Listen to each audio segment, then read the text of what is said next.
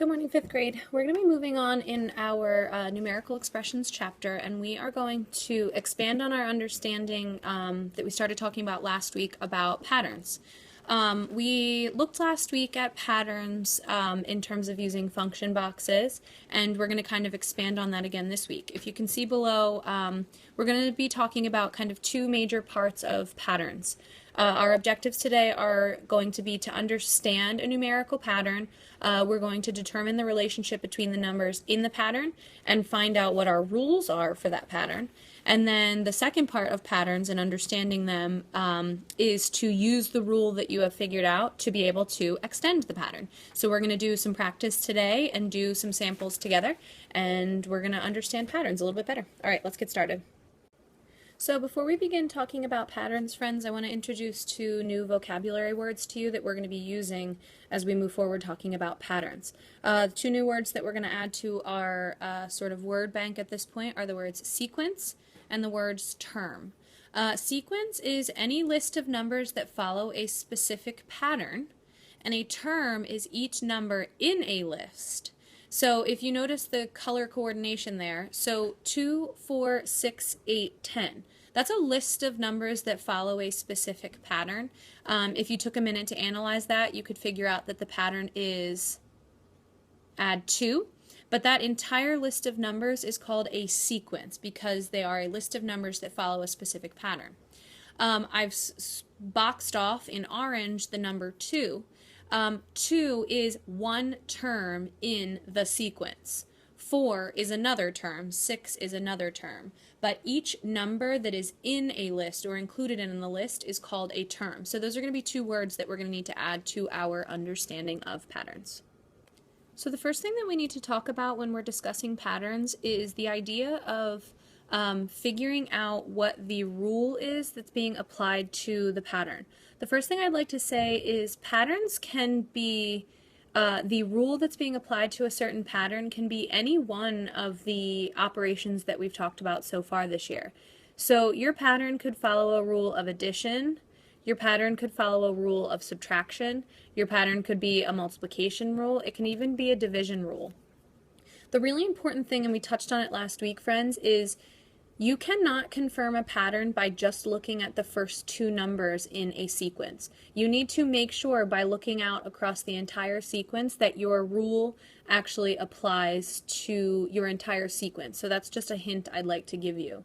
Let's look at the first pattern up here, pattern number 1. So I'm seeing the terms 4, 8, 12, 16, 20. If I kind of think through that, 4 to 8 is adding 4. I can't prove that that's the pattern until I make sure that it works with all of the other terms in my sequence. So 4 plus 4 is 8.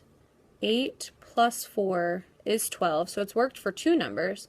12 plus 4 is 16. So I would say that this is my proper pattern. My pattern is add 4. I was able to prove that by looking through and analyzing the rule all the way through my entire sequence. Now, if I wanted to extend that pattern even further, I could.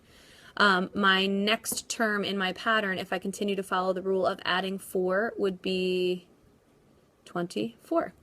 I want you in your journals to pause for a second and take a look at the next pattern here. So I've got the numbers, the terms, 2, 4, 8, 16, 32.